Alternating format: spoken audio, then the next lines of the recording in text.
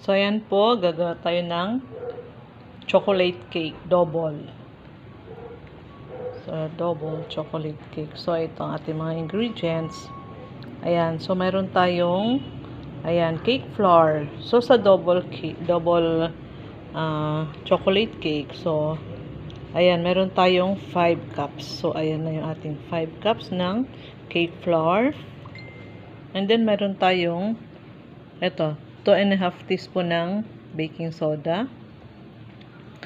3.5 teaspoon naman ng baking powder.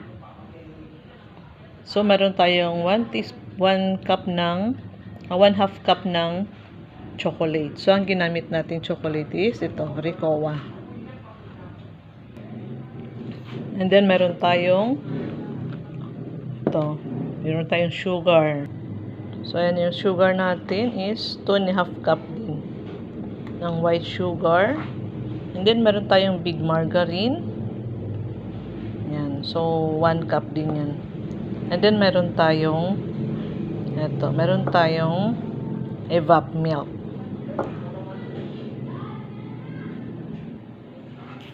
Yan. And then, meron tayong 4 pieces ng eggs. And then, meron tayong vanilla. So, let's start. Halo-haluin na natin yung ating mga ingredients. So, ayan dito sa ating isang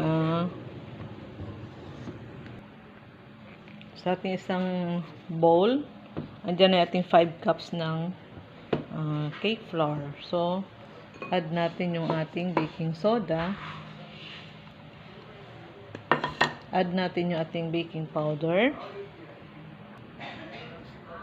And add natin yung ating chocolate. So, 1/2 cup lang ito. So, ayan, mix natin yung ating cake flour, yung ating baking powder, ating baking soda, at ang ating chocolate. Ayan, so, isang direksyon lang ating pag-mix. So, ayan, set aside muna natin to. And then, sa isang bowl, dito natin i-mix yung ating margarine. Ayan, yung ating butter, mix natin dito. So, 1 cup ang sukat nito. So, ayan, mix natin yung ating butter. And then, add natin yung ating sugar. So, ayan.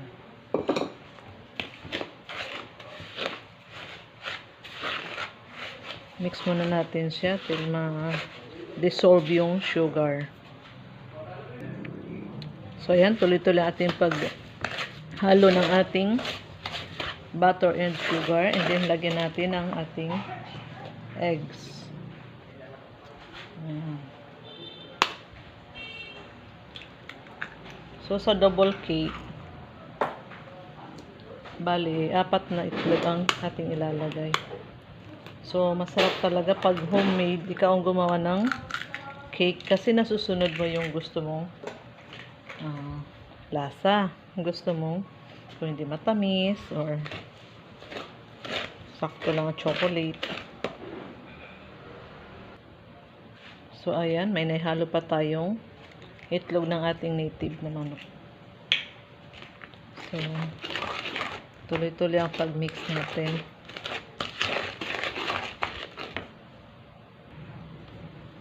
Ayan, continuous stirring lang till ma-dissolve yung ating butter. So, ayan na. Dissolve na siya. And then, buhos na natin dito sa ating bowl number 1. So, lagay na natin.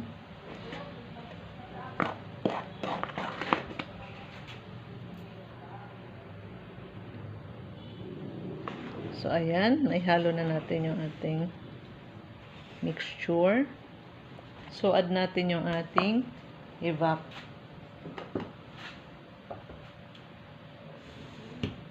So, dito, i-mix natin yung ating evap and yung ating water. Yan, 1 can ng evap and 1 cup ng water. Ayan, i-add na rin natin yung ating ayan. Ayan yung ating evap milk.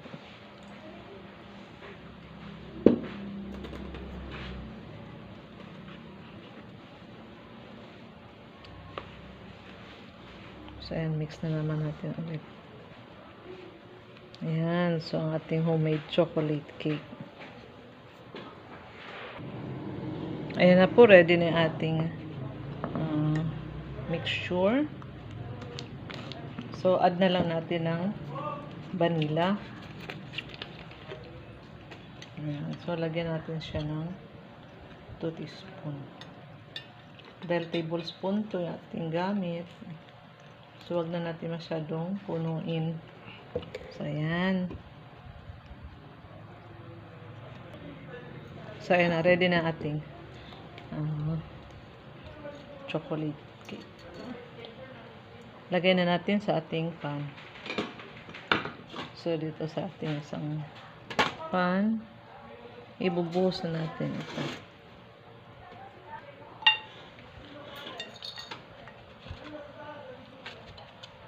Parang may ito.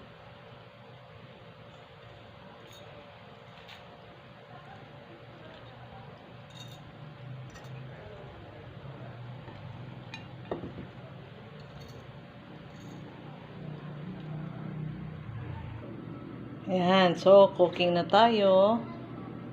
Ayan, so nilagay natin yung ating oven sa 200 degrees. Ayan. Ongoing baking. Wait na lang po natin later. Ayan na pa ang ating finished product ng ating chocolate cake. So, ayan, nilagyan natin siya ng sneakers. Ayan.